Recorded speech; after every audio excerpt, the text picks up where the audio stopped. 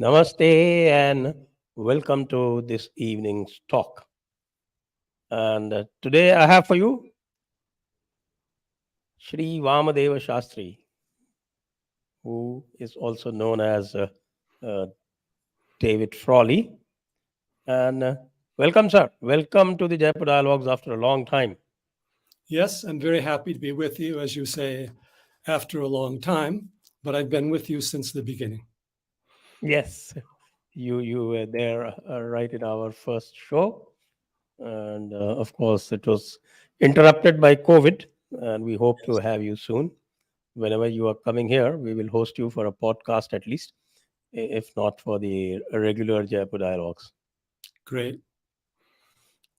And today we have this question about symbolism in Hinduism. As we know, I think all the sampradayas they talk about one essence. The different sampradayas, Vedantins would call it Brahma.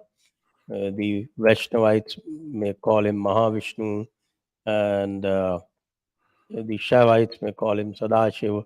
But that, in the end, that is one essence.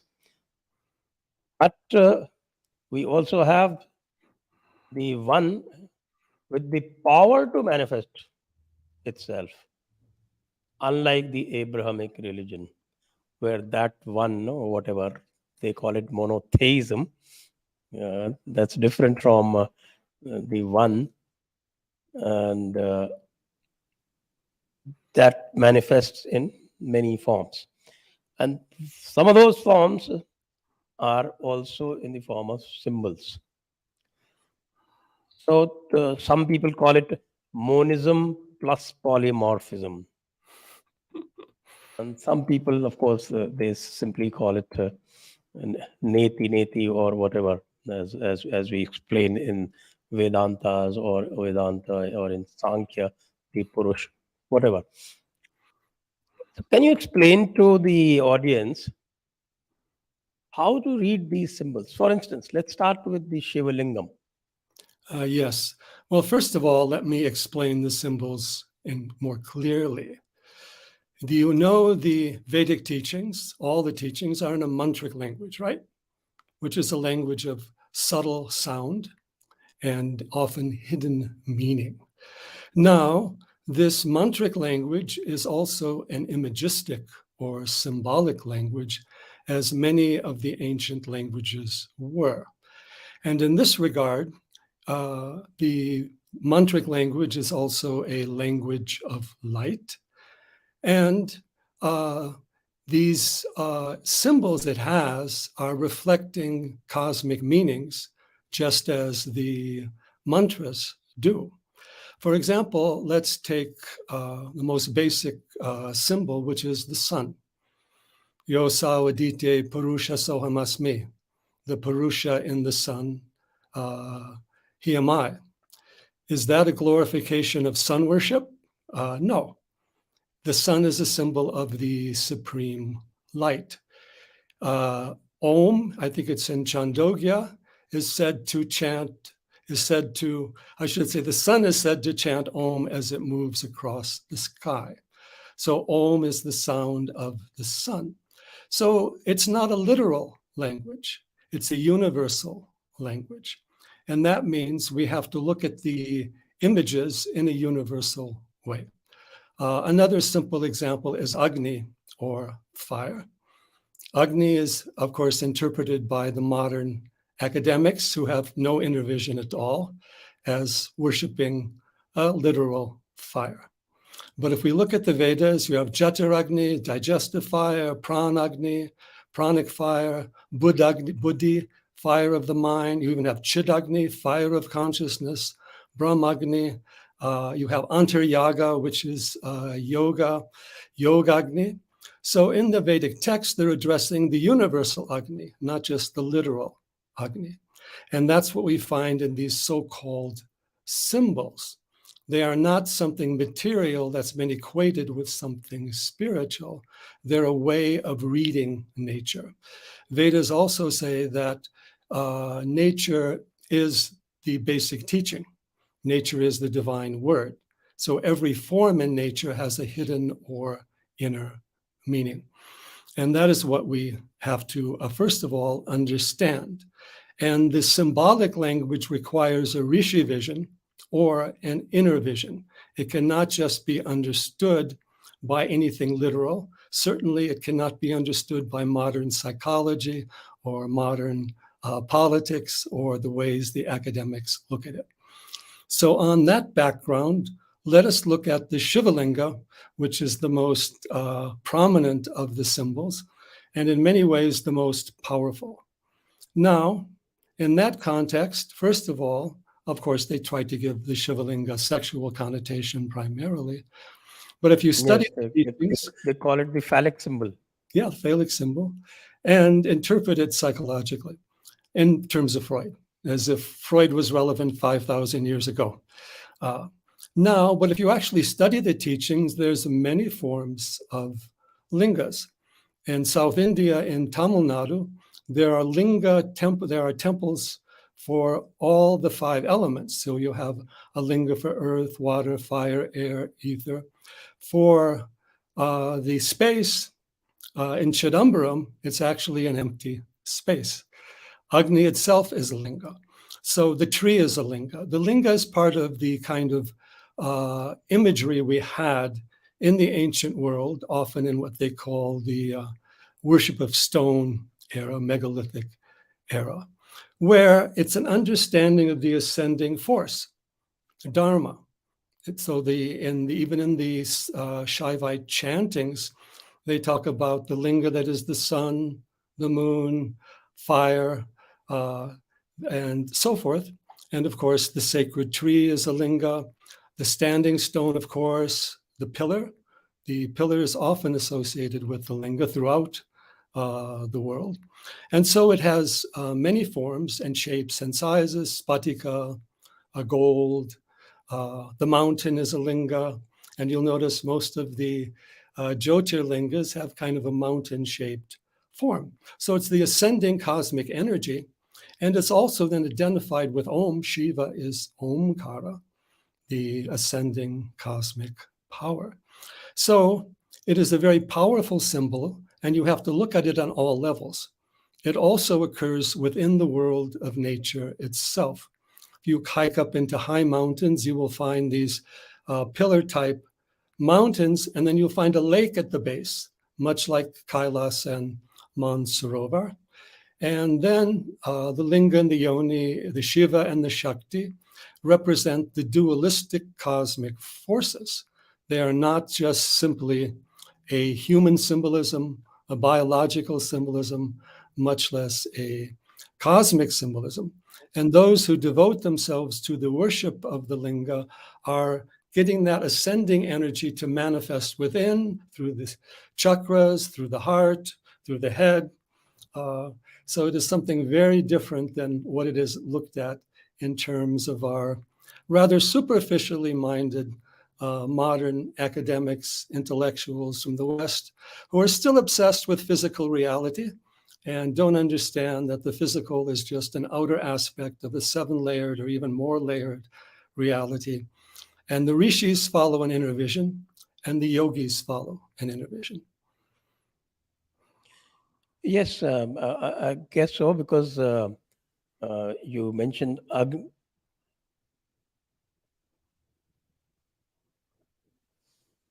Yes. For instance, you mentioned Agni, Yes. and it is said, Yaskacharya in the Nirukta, one of the Vedangas in the Nirukta, he says that every mantra has 3 meanings. And there is one, what is called the Adi Bhautik meaning, and there is an Adi Daivik meaning, and there is an Adhyatmik meaning. That is the physical, the divine, and the spiritual. And in that sense, I think what I read in Vaisheshika Sutra, I think it's 2.8 if I remember correctly, it says linga means a sign or a signification? You know, you're an astrologer too, so you know what is a signification in astrology. Well, yes. In fact, linga is the predominant characteristic feature of anything. And ultimately, that is the divine essence, the essence of Shiva, the light behind it. And of course, linga, like many terms, has a general usage and a specific usage here. So linga in the general term is any type of indication, laksha, lakshana, and so forth.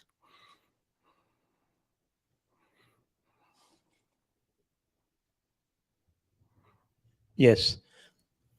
And moving on with that, how do you look at the Shiva Parivar? You know, you have written a full book on Shiva.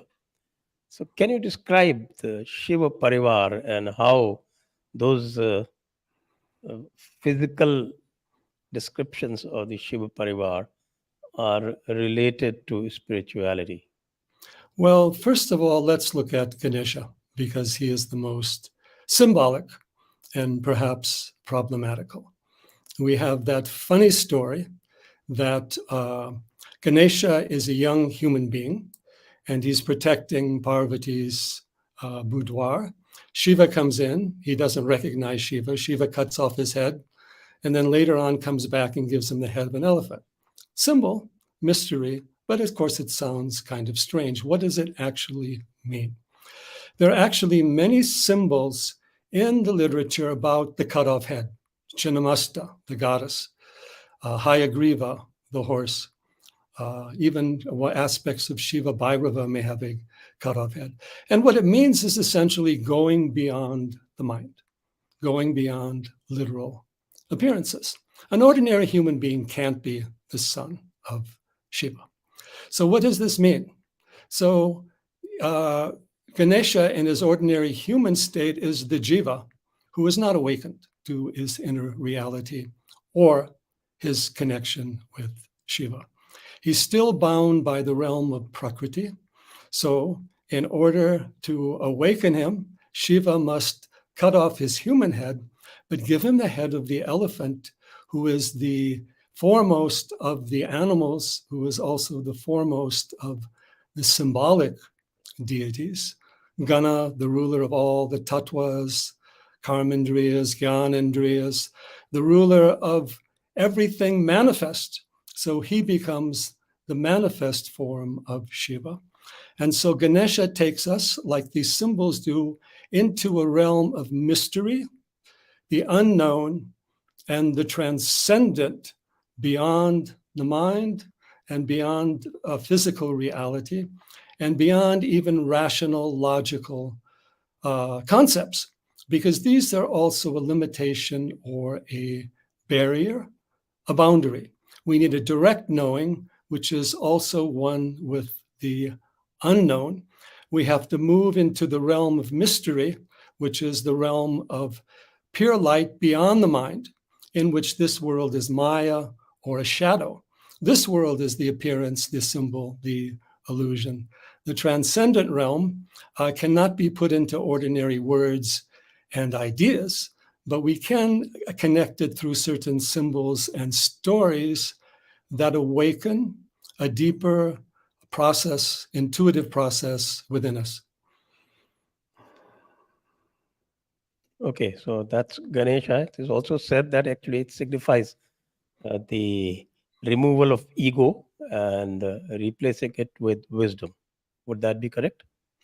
Certainly, because the elephant is with the elephant head, he's showing steadiness, concentration, and wisdom, and kind of boundlessness, and the ability to go beyond the apparent to an inner essence. So he's the doorway. He's also Mahatattva. He's the essence of the cosmic reality, essence of cosmic intelligence, essence of mantra, essence of number in the sacred sense of transcendence. And then we move on to Kartikeya. Well, first, let us address Parvati a little bit. And the reason why I wanted to do that was because of this story of Sati. Now, Parvati is also described differently. For instance, in Kashmir Shaivism, Parvati is slightly different from the classical Shaivism that you would find down south. Am I correct? Yes, but what I want to address is the story of Sati. Okay. That is so much misunderstood. So let's look at that story. Sati is a daughter of Daksha. Daksha is one of the Prajapatis, or creative intelligence behind the world. On the other hand, he's still at a mundane level. He represents outer law, outer karma. That's why he cannot recognize Shiva. It's not that he's being arrogant. If your mind is in the conditioned realm, it cannot recognize the unconditioned reality. It's not within its purview or vision. So she is also, in this respect, the jiva who takes birth in the realm of daksha, realm of karma. Now, this jiva then has an aspiration to the transcendent, which is her longing for Shiva. But that has no place there in Daksha's realm. It's not possible. So she asks Daksha to invite Shiva, but he can't. And he can only see Shiva as a disruptive force. So in her own response, in her own humiliation, as it were, she goes into the fire. Now, that is also symbolic of the second birth of the jiva again. The jiva must move out of the realm of nature, the realm of the conditioned realm, and be reborn in the realm of sadhana, the realm of mantra, meditation. This is the realm of the Himalayas. So then Devi is reborn in the Himalayas. Sati becomes Uma or Parvati. She's gone beyond the limited realm of Daksha, and she has purified herself. The inner being has come forth, so she can be the wife of Shiva. She can enter into Shiva's realm. Of course, there's many stories beyond that. So it has nothing to do with an inferior status of women or women being oppressed. It is, again, this movement of transformation. We need an inner death and rebirth in order to move into the deeper sadhana. And that is what she is also teaching us in that story. So she's very happy to be reborn as Uma, and she herself becomes the Yogagni, or fire of yoga. Right, and she does that penance to purify herself and uses that sadhana to actually be worthy of Shiva. Yeah, the 5 fires. Yes. Right. Do you want to move on to Skanda? Just 1 minute. I needed to know, because in the Kashmir Shaivism, I read a bit of, not much, but I read a bit of Vijnana Bhairava Tantra. And there it describes Parvati as the way. Yes. That she is the way. Yes. You can achieve Shiva only through going the right way. Yes. How does that work? That's true of all Shaivism. The Yoga Shakti is the way to Shiva. Of course, you will have that symbolically also in the chakras as the ascending Kundalini force. You need the Shakti. Shiva is always there. He's always accessible. We have to be transformed through the Shakti in order to become one with Shiva. We become Shakti. And a lot of the yoga practice, you have the ascending fire, which is the Shakti. And then you have the moon, the Amrit, and the Sahasrar, which is Shiva, and their union. So Shakti is always the way. Shakti is the sadhana. Shakti is also the intelligence that guides us in the sadhana. Shakti is the inspiration. Without Yoga Shakti, there is no yoga. So that is true of all of Shaivism. On the other hand, we can also worship Devi completely by herself. And Devi herself gives us the realization of Shiva, but she is also has her transcendent form. In that respect, we have, for example, Dasha Mahavidya, in which you have the Tripura Bhairavi fire force coming up, but ahead you don't have Shiva, you have Tripura Sundari. So you can also worship her and merge into that pure consciousness, Satchidananda, through her. So you have the many Devi sadhanas and many crossover. And of course, most of the mantra sadhana is related to Devi because Devi is the Vak, which is the ultimate Shakti. How does the Shakta Sampradaya then differ from the Shaiva Sampradaya? Only a difference of degree or appearance. You have Parashiva and you have Parashakti as the highest tattvas, but they would focus more on Devi, and Shaivism would focus more on Shiva, but they're all connected. Of course, they have the Sri Vidya also. So really, they're intertwined. It's very hard to separate them, and you don't want to or need to. And Parashiva, Parashakti, you must go to that. I tend to be more of a worshiper on the Shakti side, but Shiva is also that transcendent silence and also sometimes pure jnana. So he may be more formless, but there are also many forms of Shiva. Now here I want to draw in one correlation, which is with the teachings of Adi Shankara. Now, Adi Shankara is, of course, the great guru of Advaita, pure self-realization.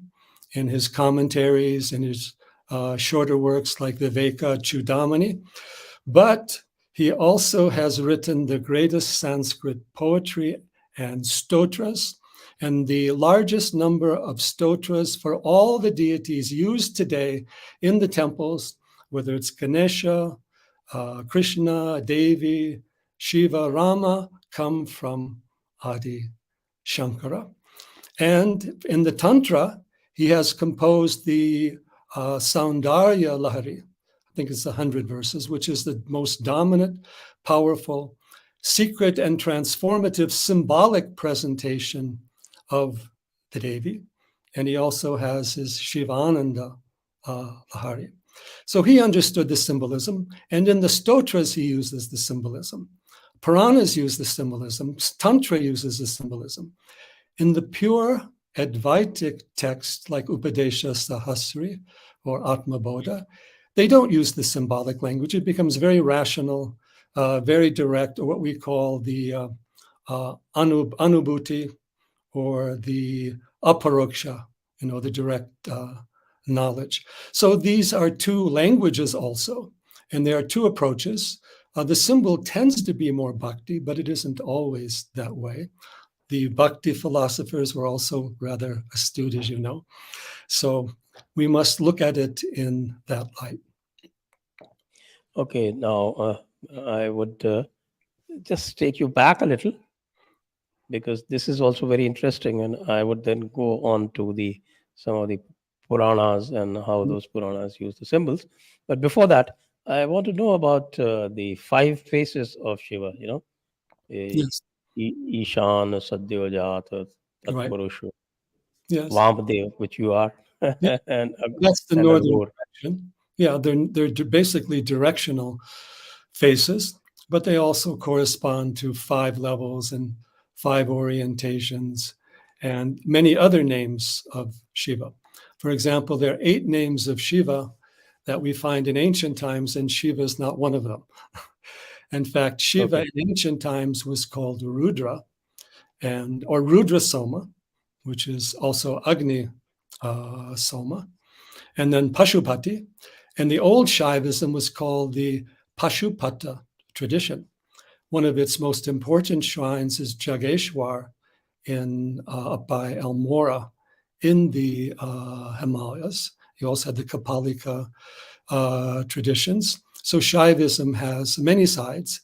These 5 forms are mentioned first, I think, in the Krishna Yajurveda, and they are an important aspect. Shiva also has 3, as we can look at him in the threefold light, the fivefold light, but Shiva has these many forms and many names. Right. Okay.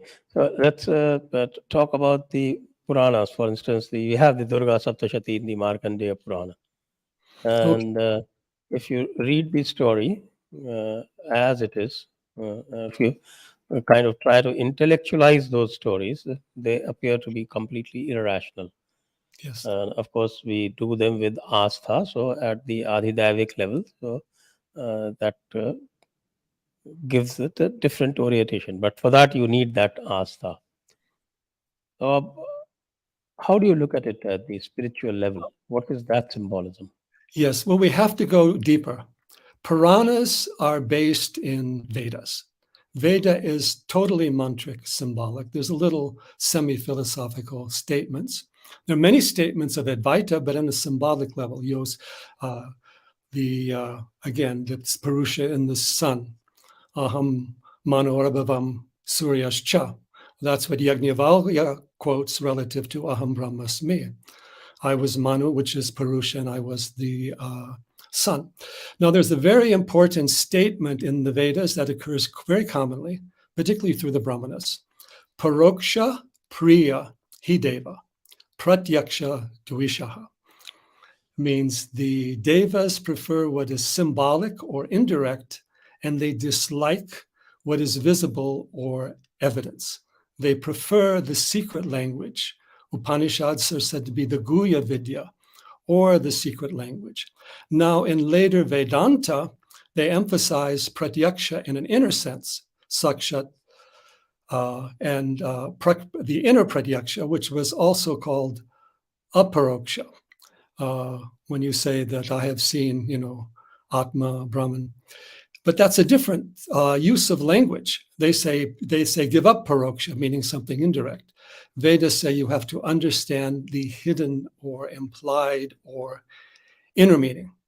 And then I want to tell you a story that explains this very well. Okay. Yeah, so take a few minutes. There's a famous rishi in the Vedas called Dadyak, the son of Atharva. Now, he had a secret wisdom called the Madhu Vidya. Now, the Ashwini Kumars had all the Vidyas except that. So they came to Dadyak seeking that knowledge. So they asked him, well, please teach us that. He says, no, I can't teach you. Because Indra, who is the king of the gods, told me if I try to give out this teaching, he will cut off my head. And the Ashwin said, no problem.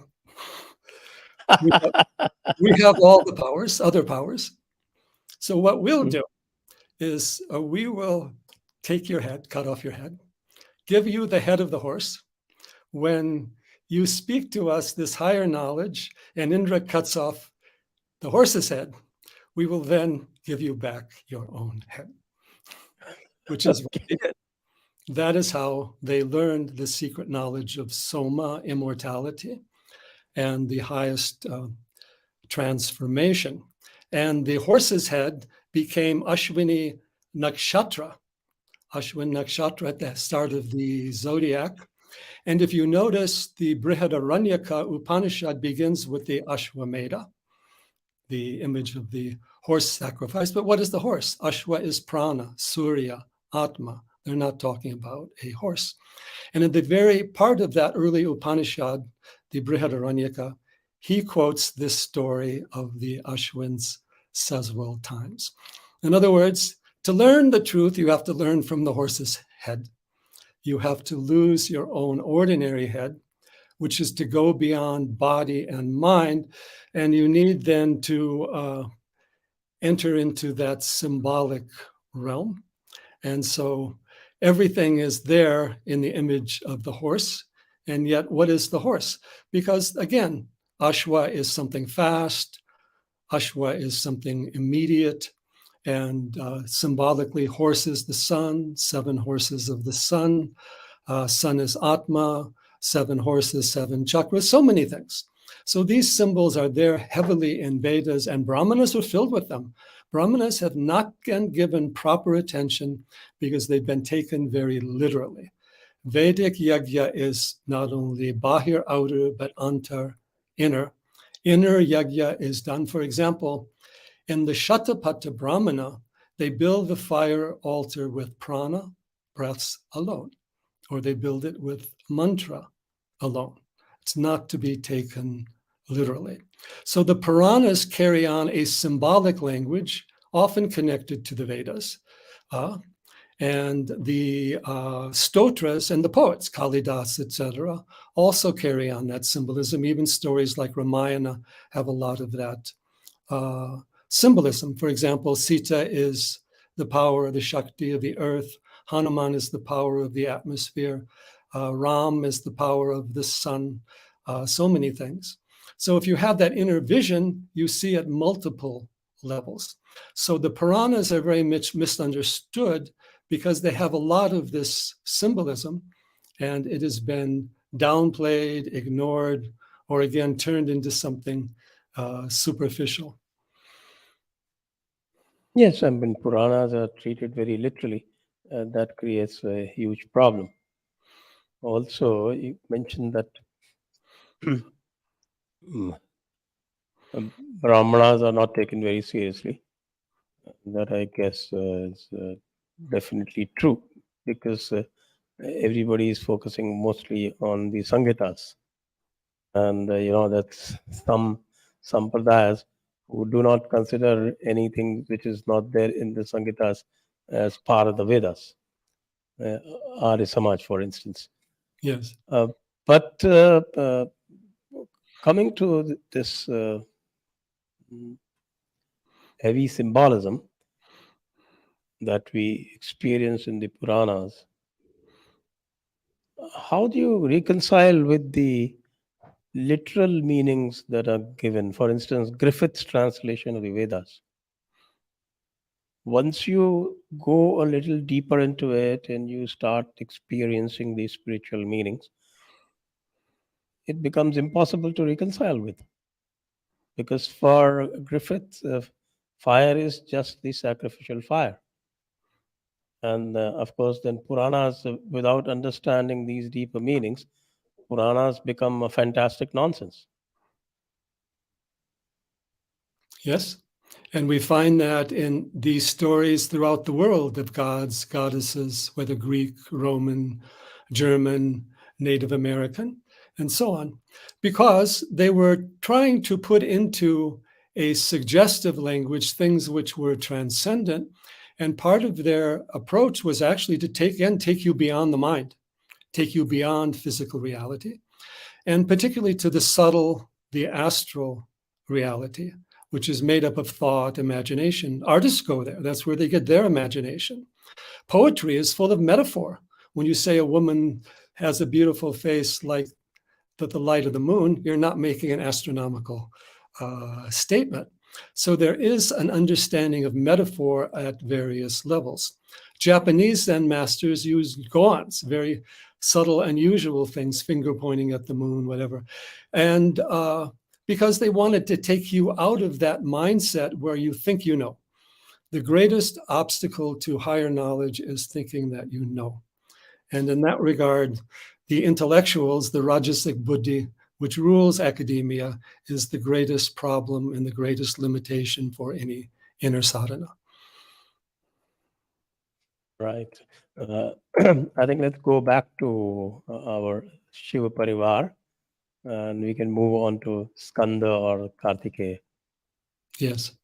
Skanda Kartikeya. Of course, you have that Kumara Sambhava, the great work of Kalidas, which is one of the greatest poetry books of probably of all time, because it's a yogic symbolism. It's not just somebody's personal emotion or cultural tradition or religious belief.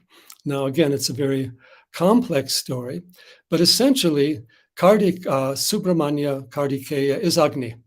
Agni, born of Agni. He's Vak. He has even in Vedas, the Agni has 7 heads, Saptavani.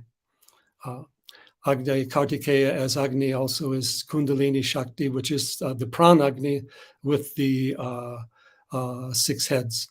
Now, his birth is the interesting story. I don't know how much you want to go into that, but it's a very interesting. Yes, please do go into it. Okay. Okay. Well, first of all, of course, Parvati had to get Shiva into becoming her husband. That itself was quite a problem, but I won't go into that whole story. But she finally succeeds. And then when they're making love to produce a child, it goes on and on and on, and no child comes out.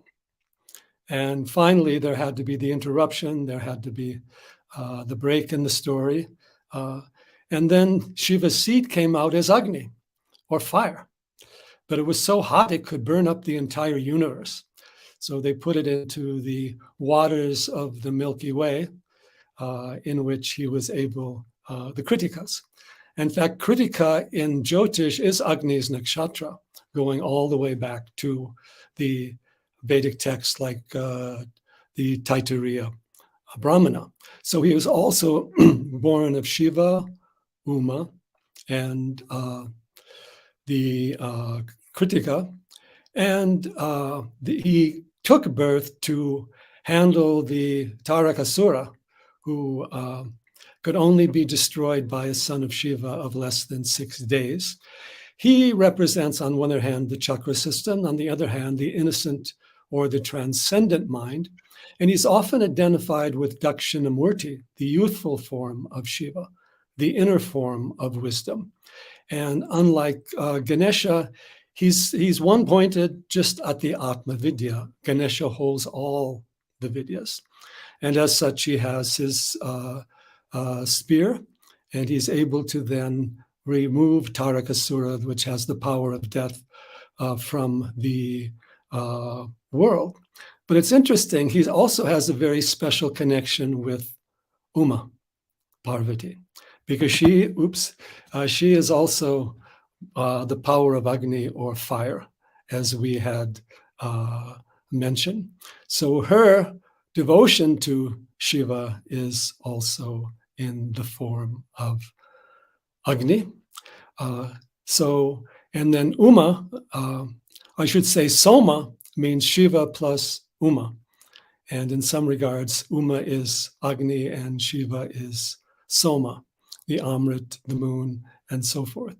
So, for example, in modern times, it was said that Bhagavan Ramana Maharshi was an incarnation of Lord Skanda, who in South India's Murugan, also the fire son of Shiva. There he's identified also with the Tiruvannamalai mountains. And Ramana's chief disciple, Kavyakanta Ganapati Muni, was identified with Ganapati. And he is the greatest modern Sanskrit writer and symbolist. His Uma Sahasram, 1,000 verses, 40 chapters. Each chapter is in a different Sanskrit meter. He has more complex meters even than Adi Shankara. And he covers Vedic symbolism, he covers Puranic symbolism, he covers Advaita, non-symbolism. So this tradition goes on. And we need then to... What's that book called? Uma Sahasram, 1,000 verses in praise of Uma. Uma Sahasranam. Sahasram, not Sahasranam. Uma Sahasram. Okay, Uma Yes. Sahasram. You can get it through the Aurobindo Ashram, or I believe the Raman Ashram. And it has a beautiful commentary by Kapali Shastri that explains it in more detail. But it is also a poetic and symbolic and metrical wonder. Right. So that's Skanda or Kartikeya. Now, on to Nandi. Nandi. This is also very interesting. And again, I have to go back to the Vedas. In the Vedas, the supreme deity is said to be Indra. And then that same Indra in the Puranas is very much devoted to, a very inferior type of being. Now, if you read Upanishads, Indra is Purusha, Paramatman, particularly in the Aitareya.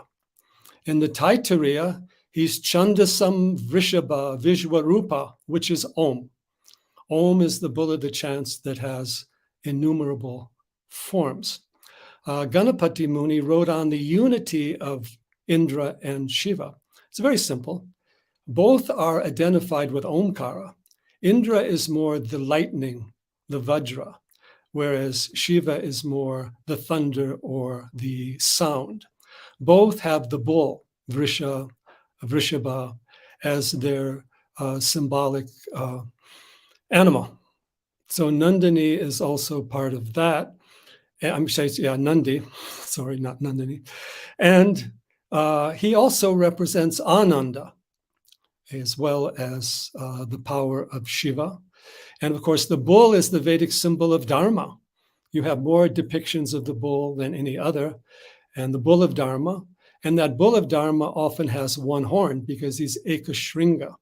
The Ekashringa is also Shiva, and it is also the Linga. So we have the Nandi there. And then you need that Ananda to hold the Shiva energy. Shiva is pretty powerful. He takes you to the transcendent. He breaks down time, space, name, form, number, person. All the coordinates of the mind get thrown out, and you have a boundless, open, infinite time, space, unity in which worlds and universes come and go. So Nandi is their ground and support. It is also said that the Shiva Linga is as a symbol of it is the pillar that actually unites the Jada with the Chetan, or the gross with the subtle. Well, you see, the Linga always has the Yoni. These two forces go together. Yoni is more expanding at a horizontal level, and the Linga at a ascending level. But the Yoni is also the cave, the earth, the grotto, the lake, the feminine principle. And then, of course, the Ganga has to come down Shiva's head as well.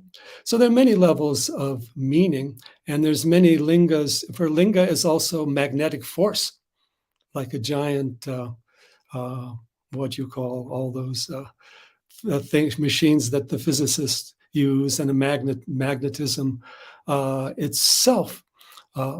So these forms come up and these energies come up. Electromagnetism, the magnetism is Shiva, the electricity is Shakti, but they're both intertwined on various levels.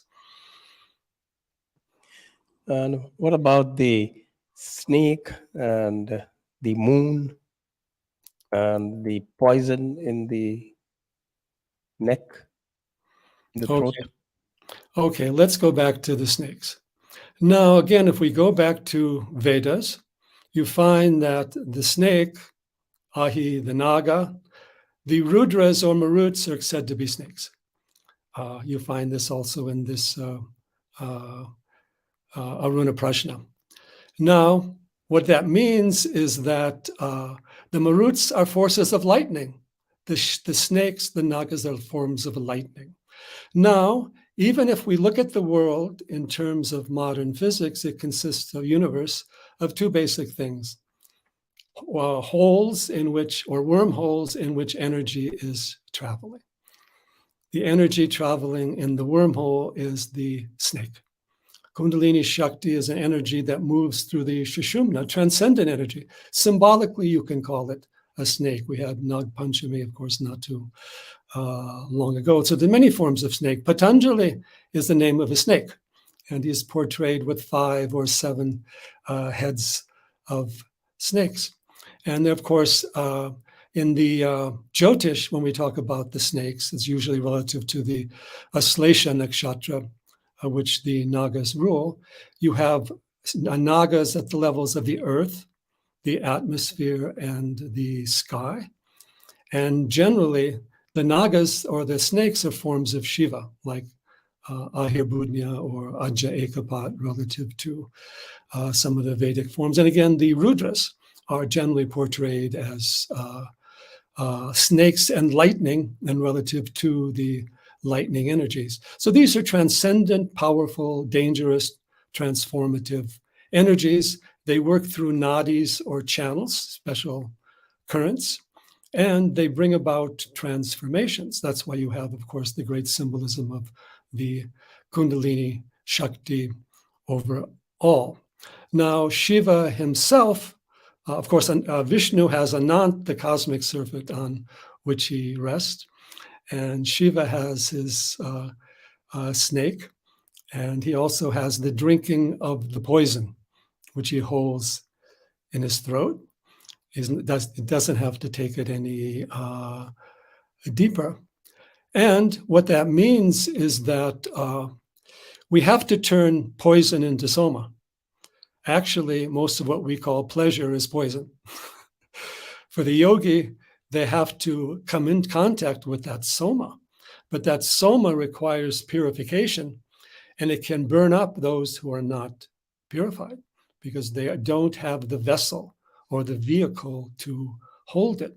So many people today play around with Kundalini tantric techniques, but it's a silly thing to do because you have to have the chitta shuddhi, purification of the mind, deha shuddhi, prana shuddhi.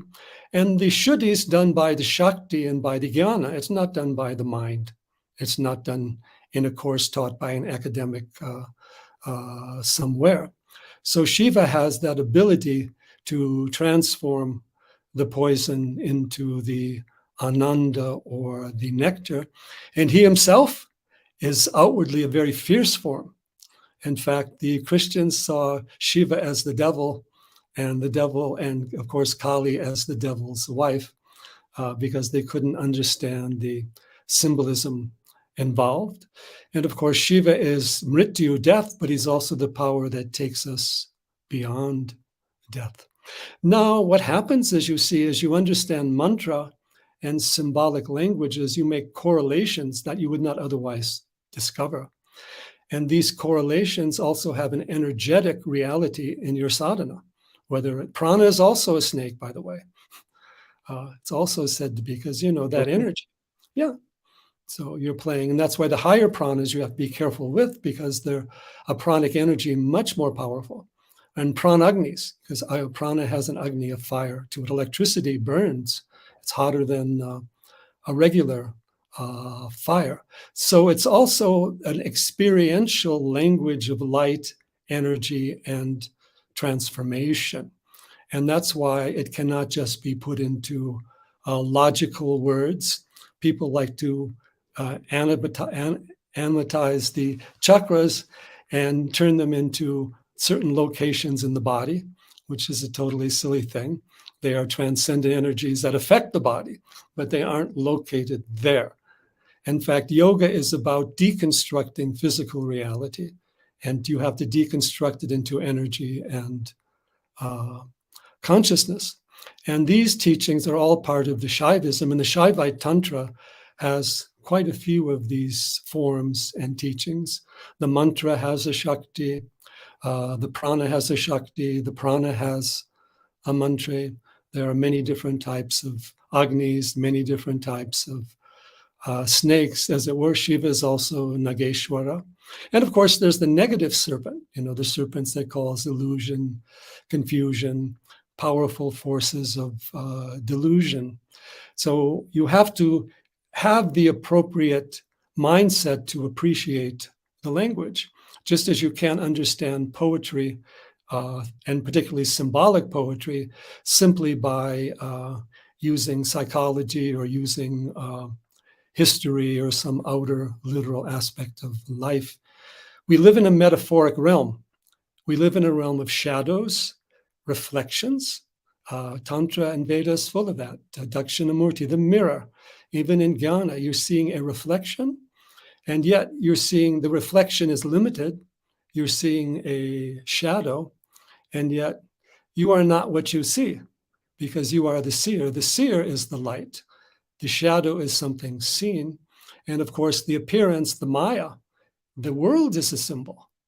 In fact, the world has beautiful symbols, the mountain, the sky. I often wonder how we human beings living on such a beautiful planet can be such unhappy and even nasty creatures. Okay, my last question. What is the symbol of the Murti? The use of the Murti? Yes. Of course, there are many Murtis. Murti is, of course, a representative form. It's generally made of stone or sculpture.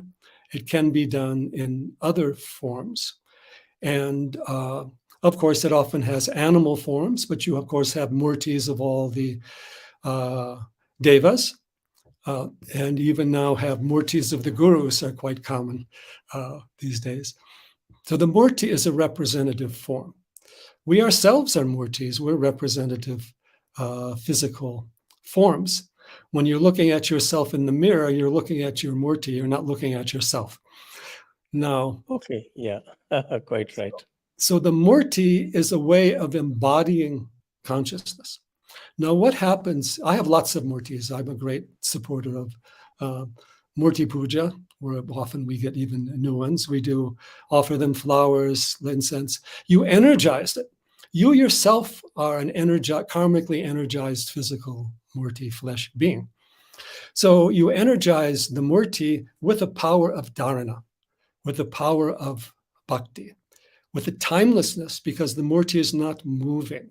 The Murti is even not expressing. However, I have to tell you, each Murti, once you empower it, has its personalities and has its particular interest or needs or timing. And we use these subtle tanmatras, sound, touch, sight, taste, smell, things like incense, ghee lamps, chanting, flowers, to allow the power, the divine power, to enter into the Murti. And that's why the Murti has to be energized to worship. And then at the end, you send the deity back to its cosmic abode. So the Murti is a means of communication, but it allows us to transform physical reality in a vision level. Your house should be a temple. Your Murti should be there. And the Murti can also teach you, also represent you. Another form of Shiva is, of course, Hanuman, who is the son of Vayu. He's also a son of Shiva. As Vayu, he can have any size or movement that he likes. And he's the ultimate yogi, the ultimate Buddhiman. And therefore, through the symbol, like the mantra, the symbol gives light and life and story to the mantra. You enter into the subtle realms, the Deva Lokas, transcendent vision. You're not literally worshiping a form. In fact, for me, the worst form of idolatry is when you literally worship a book as true. Because a book, literally? If you literally worship a book as true, the Bible says, because any book has to be interpreted. The language is not fixed or final. So the idolatry of the book is actually the most problematical if you take things literally. Everything we see is a symbol. Nothing is what it appears to be. If you look, you have to examine. You look behind the Maya, then you find the light, the consciousness, the life, the universal prana. You see the Jivatman, not just the physical personality. You see space as Chitakasha, not just as something empty. You connect with the prana and the jnana and the Atma Vidya coming from the sun. That's what the Gayatri mantra is for. And the sun is not only outer, the sun is within you. The sun is in the heart of all beings, just as the Atma is there. And then you can understand the subtle realms of dream symbolism. Even the Jungian psychologists have tried to pick up that a little bit. Transcendent reality. And you learn to look at the inner essence rather than just like we're such idiots today. We react superficially to outer forms and we easily have buttons pushed. We don't actually even look into the motivation of who put it out and what they're intending to do with it. In fact, all language is ultimately symbolic. You talk about a fiery person, a watery person. It's all part of this putting together the universal forces, knowledge, connections, and the multi-level ways on which these occur. As we say, if you when you're eating food, you talk about Brahmagni. But what is Brahmagni? That's Satya, Sat, Chidagni. If we recognize that inner essence of symbolism, we can find the transcendence everywhere. And we can go beyond this superficial, literal, intellectual mind that wants to interpret everything in terms of human psychology and leftist politics, which is a total lack of vision and can never open up the wisdom of the rishis or the yogis to us. Oh, wonderful. I think we need many more sessions like this. And I think this is only so much that we can take in one session. And we got a lot of questions as well. So to the audience, please do share this video, like the video, also subscribe to the channel. And there are a lot of questions, so we'll take the questions now. So the first question is from Aditya Mishra. So when will you have an interview with Maharaj? Well, we don't know. Which Next. Maharaj? I don't know which Maharaj. Maybe is talking about the latest sensation, our Bageshwar Dham Maharaj. Oh, that one. Yeah, I don't know him too well, but I've seen a bit of his. He seems very interesting and very inspiring. And Yes. very Yes. I think we need some such yogis to actually inspire people, to give them confidence. Yes. Next is Sylvia. Nice, deep and intellectual chat. Thanks. Thank you, Sylvia. Next. Arshi Pai. Why coconut and 5 bananas are offered in temples by devotees? The significance of this. Well, many levels of significance, but the coconut is often offered as the head, the mind. Breaking the coconut, giving up the mind, giving up the ego, offering yourself. 5 bananas, there are the 5 senses, the 5 motor organs, the 5 elements. Everything in life should be an offering. Everything is an offering in a certain sense. We are offerings. We're not something that's going to be around forever. So we use these things in nature as symbolic offerings, but we have to energize them with something meaningful to ourselves, or again, the cosmic reality. At the end of the Havan, you also offer the coconut into the fire as well. Right. Okay. Yeah. Emerging into consciousness. JBJP. Shiva resides in Kailasha. Kailasha's feet has 2 lakes. Sindhu originates at Mansarovar, is west Seema, and Satluj starts at Rakshas Tal, is east Seema of Punjab. Well, we have the symbolism. We also have the idea of the 4 rivers coming from Kailas, and of course from the nearby lakes and the nearby mountains. But the idea is the cosmic mountain, which is Kailas, which is also the Sahasrar, is the origin of all the flows of creation, all the flows of prana. And of course, the Ganga has to come down on Shiva's head, because the Ganga, we're also bringing the cosmic waters to the earth. That's also part of the sadhana, the Milky Way. Kartikeya is born in the heavenly Ganga. So we don't have to take it too literally, but we do have to understand the origin and the movement and the power. All mountains are forms of Shiva. In the Vedas, they talk about the lesser Manasa lake, which is the lake in Kashmir. Sushruta said that's where the Somas dwell. And there are 24 different types of Soma named after Vedic meters living or residing in the Manasa lake. But what is the Manasa lake? Is the lake of the silent mind. When the mind is silent and content, then the lotuses bloom, the flowers bloom. Now, physical reality can reflect that to some degree, but the yogis are usually talking about a subtle reality. And in places like the high mountains, you can more easily enter into the subtle reality because you're at the top of the world. We like to go above tree line. Above tree line, you can access the higher realms easier. And you have diminutive, very tiny flowers that only grow there. We cataloged about 50 of them recently, just to understand the astral energies. Okay, that's great. Pranam Guruji. Santosh Karkera. Books you recommend for reading? Well, relative to my books, I do have, of course, Shiva, the Lord of Yoga.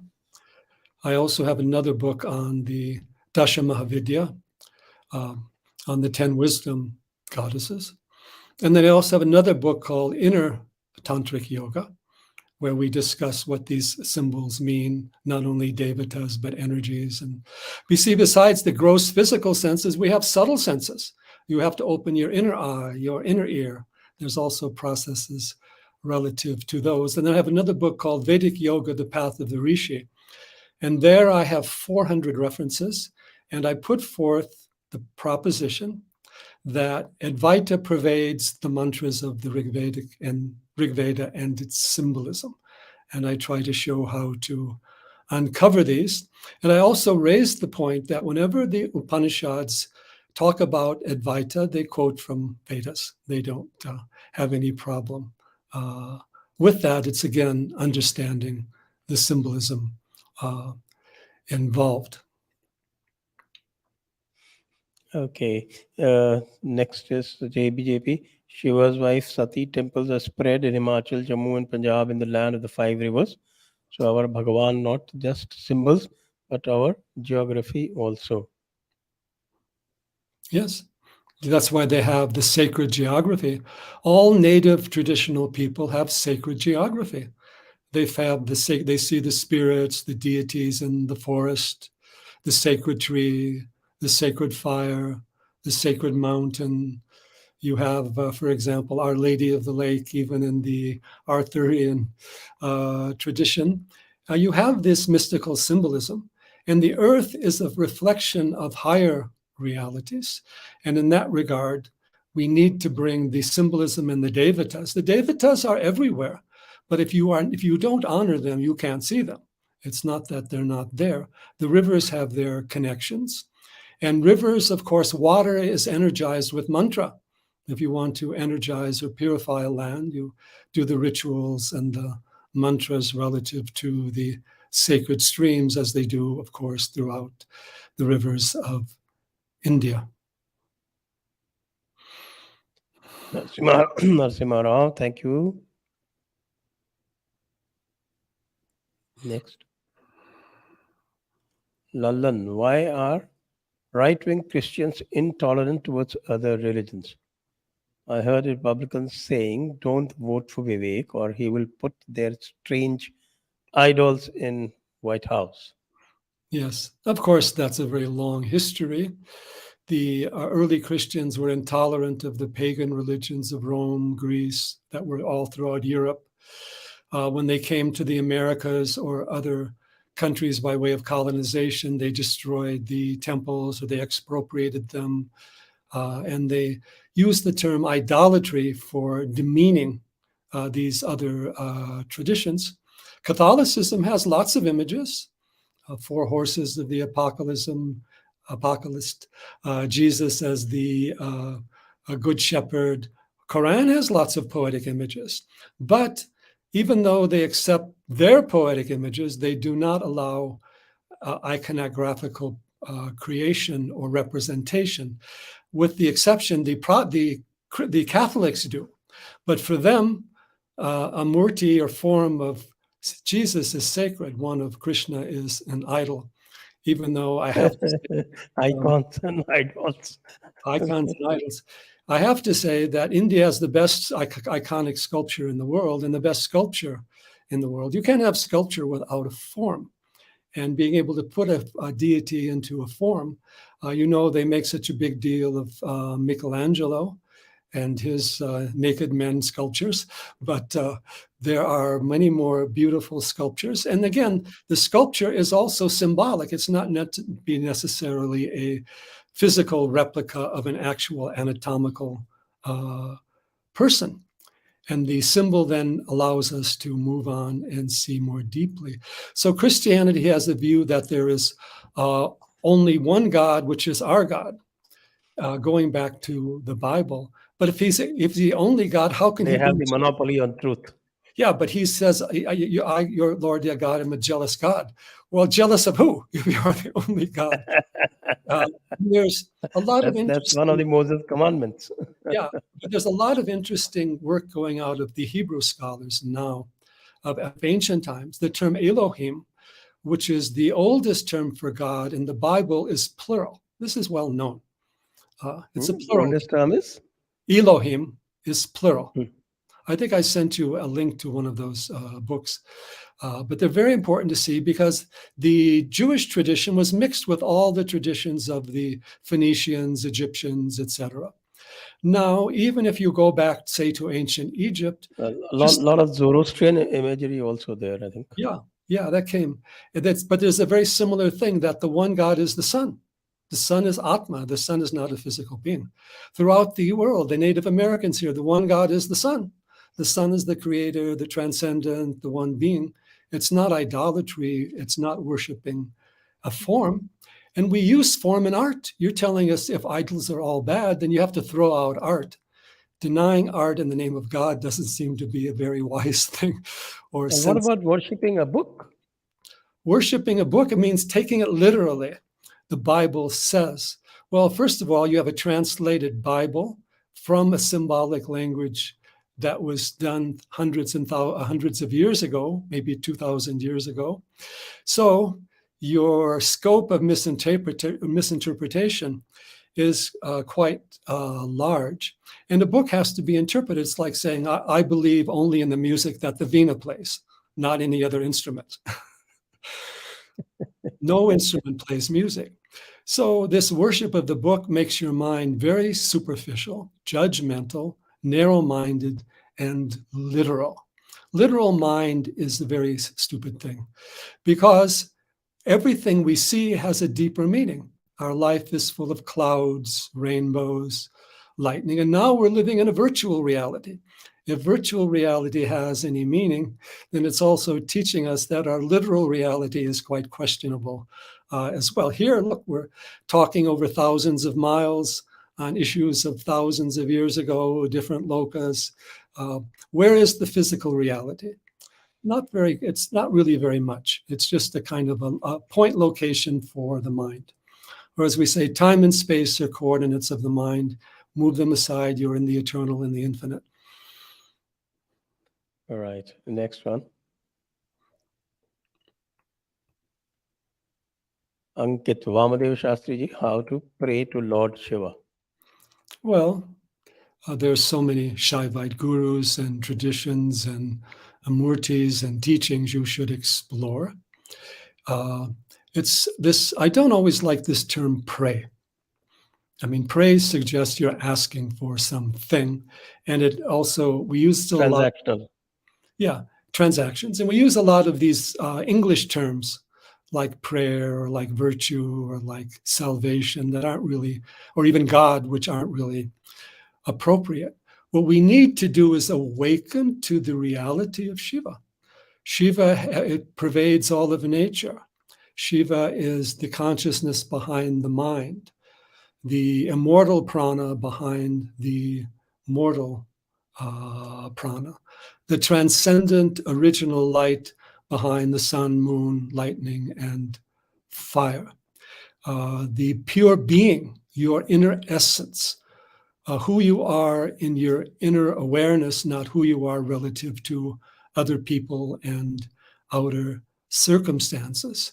So look into the discovery of Shiva, the search for Shiva throughout nature and also inside yourself. And the temples hold a lot because there the murtis have been energized by the sadhana, by the guru, by the tapas, and some worship of Shiva in that sense is good, because it's very important to recognize this reality and to see it alive within and around us. You are Jiva on the way to Shiva. It's a long journey of many, many lifetimes, but we are all manifestations of that supreme Shiva, and everything in the universe is.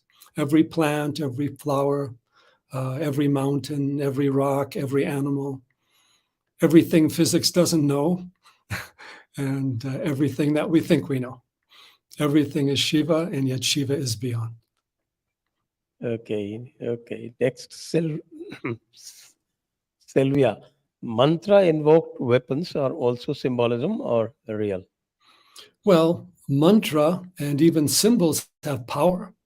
They're not just because they're a symbol doesn't mean they don't have a power. Why do you have the flags and the insignias throughout the military history? It awoken a certain motivation in people. There are astra mantras, and astra mantras are, first of all, they are going to remove negativity at a subtle level, and not necessarily going to function as weapons in the outer world. At the same time, you notice that in stories like Mahabharata and Ramayana, figures like they had their mantrically powered astras. So there is ways of using the power of the mantra to energize an ordinary weapon into something more powerful. There is a yogic technology, not just a outer technology, because there are subtle energies. For example, today we're hoping to get electricity directly to travel through the air, so you don't need all your wires. So it's possible. Now, if the yogi could discover that, mantra is part of Mahat Tattva. It's part of the cosmic intelligence. So there is a way of directly moving forces, and forces that can be outwardly destructive, but also forces that can be inwardly enlightening or bring out more the powers of nature. Nature also responds to our request. Perhaps today nature is responding to our lack of request, but we live in a world of subtle energies, and we need to understand that mantra symbolism helps meditation. Okay, next. Subu, thank you for your contribution. Shahin, Abrahamic religions see all other faiths through their Abrahamic lens. And if a belief differs from theirs, even in the slightest bit, they will give it derogatory names like pagan, heathen, kafir, etc. Yes, but this is mainly true of Christianity and Islam because they're conversion-based religions. I found a lot of Jewish scholars are much more open-minded than that, although the Bible itself has statements that can be taken very literally that way. And so one of the ways you demote somebody is name calling. You denigrate them. You call them a pagan, a kafir, a heathen, a fascist. It's sad today that there's no more journalism, not very little journalism left in the media. It's mainly name calling. For example, you have somebody running for president here named Robert Kennedy. And even though he comes from that family, he's called an anti-vax person, as if that's his name, because he opposed the vaccine. So this kind of name calling destroys intelligence. It's a sign of stupidity, and it promotes prejudice. And then we demonize terms, caste, you demonize Hindus in various ways, or you demonize Hindu deities. Kali is the devil's wife. Of course, Shiva has his trident and so forth, because of their conversion basis that occurred. And also they also used force. And then you have to energize someone to use violence. You have to kind of motivate them at a very gross level of anger or self-righteousness. In fact, I want to be clear about this. Self-righteousness and misoriented idealism are the greatest dangers. It's the self-righteous people who are going down, destroying the temples, calling people pagans and so forth. Of course, you had that self-righteousness among the communists and the leftists also, and not an ability to introspect, and not an ability to understand nature. Nature is full of nuances, and nature is not this black and white, right and wrong, us versus them thing. Right. Next, Prashant Ande. David sir, your work for Sanatan is commendable. Well, thank you. We're all doing something Sanatan. We have to be aware and do the most universal thing that is part of our Dharma. Okay, next is Latya Pachpan. Many thanks, Guruji, for bringing David ji. Question, sir, do you believe that people who started Abrahamic religions had lost the Mahabharata war? Well, of course, there are many peoples over history. Abrahamic religions came into being in what we call Near East or Middle East or Mesopotamia. And it's interesting to note that their relative people didn't follow those religions, whether it was the Phoenicians, the Egyptians. In fact, I have a theory. My theory is that the Jewish people were a small group. They were surrounded by two large empires, which are highly iconic, the Egyptian and then the Mesopotamian, which could have been Sumerian, Babylonian. In order to preserve their identity, they couldn't accept other deities, because by the lack of numbers and the lack of culture, they would have gotten wiped out. So I felt that their being so much against images and deities was a self-protection mechanism, and also with Islam, because the Muslims came out of the desert. They also faced iconic or at least sophisticated religions, the Zoroastrian, which is actually fairly anti-iconic itself, and the Christian. But the point is they had to stay separate because these were much larger and more sophisticated religions. So you just deny them altogether. They're false, they're wrong, they're pagan, they're heathen. Denial is the simplest way of dealing with a situation you cannot do any dialogue. Okay, next. Latya Pachpan, sir, I think Islam, communism, socialism, wokeism, feminism are rooted to West Christianity used against Hinduism by the real powers. What do you say? Well, these are all reflecting a certain emotional faith. The Gita says Shraddha can be sattvic, rajasic, or tamasic.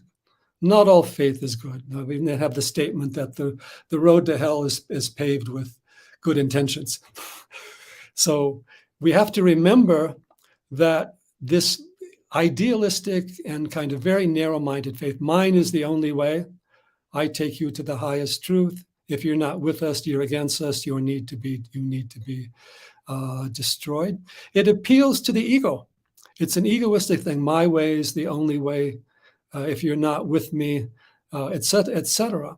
So they have a very simplistic and narrow-minded, and they're very much into spying on their neighbors, whether they were communists, whether they were of a religious nature. Yes. And if you're not one of us, you are an enemy. Yes, and then they work on fear, promote fear, control. You can be an enemy, you can be a hetan, or you can be a kafir, or you can be a class enemy. JP, how should Hindus explain our dharma and history to the West? Well, first of all, you have to let the people in the West know that they don't know. Their knowledge of Hinduism is pathetic. For example, I put together 12 names of Hindu Dharma, Sanatana Dharma. You put up the main principles of Hinduism. And then to ask these people, please explain Hinduism to us, you'll find that the people talking about Hinduism in universities or politics don't even know the basic principles of Hinduism involved. So it has to be taught as it is and in its own language. You can't talk about God and Messiah and heaven and hell and all of that. You have to use the language of nature, language of science, language of yoga, Vedanta to teach Hindu Dharma. And you have to engage. It's interesting to note that there are almost no practicing Hindus in any Hindu department of Hindu studies in any university in the West, except a few, maybe a token Swami here and there may be allowed to be around. And the textbooks, views of Hinduism that are taught to kids, they're not written by Hindus. They're written by members of other groups or religions, whereas they allow them to write their views of their religions. And the Indian left, particularly the Bengalis, have done a good job of expropriating these type of positions in academia and then using their Hindu name to attack the Hindu tradition. Dialogue, challenge, debate, and we always tell people here in the West, take them to the local Hindu temple, talk to the people. Hindus are the most peaceful community. It's very funny in Texas, in Houston, it's very strong evangelical. And then the Hindu community built this beautiful Meenakshi temple nearby, and they tried to oppose it. Then later on down the line, after it was there, people started buying food, gasoline, staying there, bringing in money. They were all nice, no crime. So now on the level, at least of practical living, they're willing to accept the Hindus there. But Hindus have to take their voice. Hindus are the third largest religion. They're almost 1/6 of humanity. They're said to be anti-democratic. I wrote about that. And yet they don't have any democratic representation in the media, the academia, or even politically. The United States has one organization called the Hindu American Foundation. I think they're just about the only Hindu lobbyist group in the world at a political level, where you have many Sikh groups, Jewish groups, innumerable Islamic groups, Christian groups. You have to be out there and you have to make your views known, and you have to challenge distortions, but you also have to do it in a way that is intelligent, that is not simply emotional, and that does expose the hypocrisy that is going on.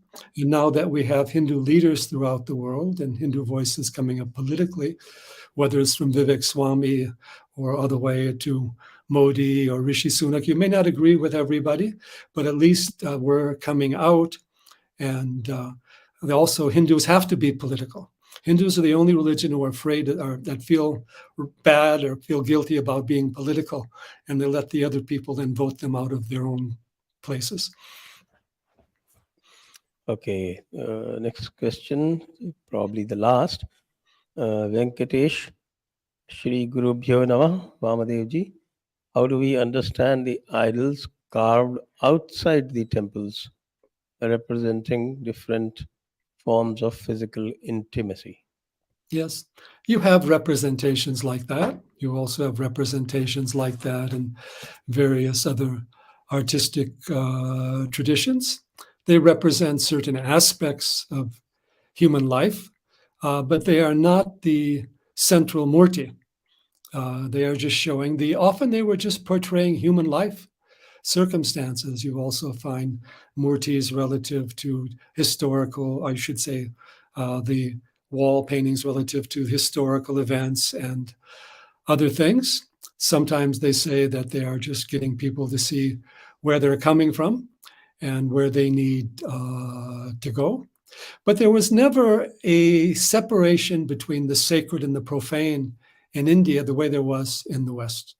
For example, in the West, Jesus could be in the temple, but they put the pagan gods only in the garden because they were not, but yet they were powerful. So you give them the garden. So there wasn't that division. And you have symbolism too. You have symbolism of divine love, of Krishna's Leela, Rama's Leela.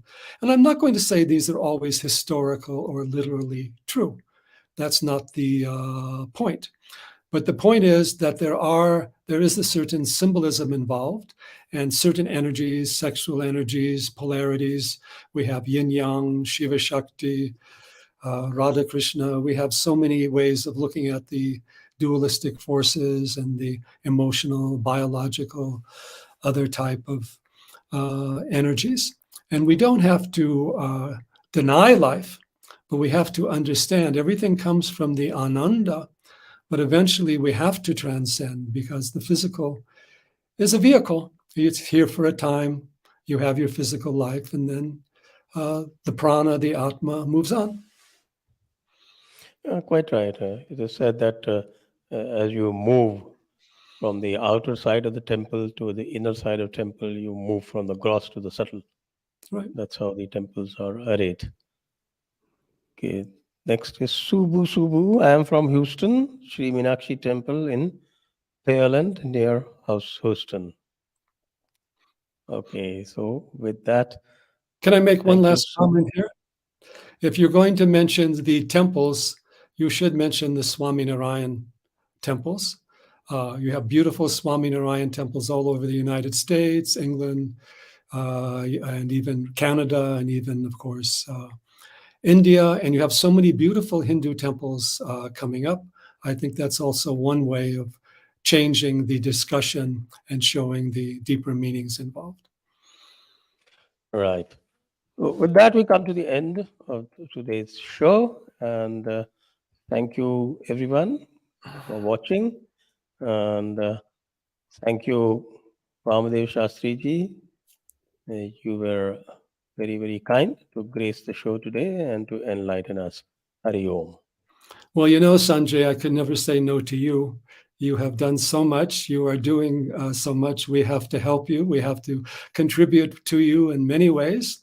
And you have created the best media presentation of the Hindu Sanatana Dharma on so many levels. Now you have books, you have a new book coming up, you have all the videos, you have audios, you have discussions and programs, you bring people together. Quite amazing. And we just wish everybody supports you and hopes everybody allows the Sanatana Dharma also to arise through you. Hari Om. I'm honored.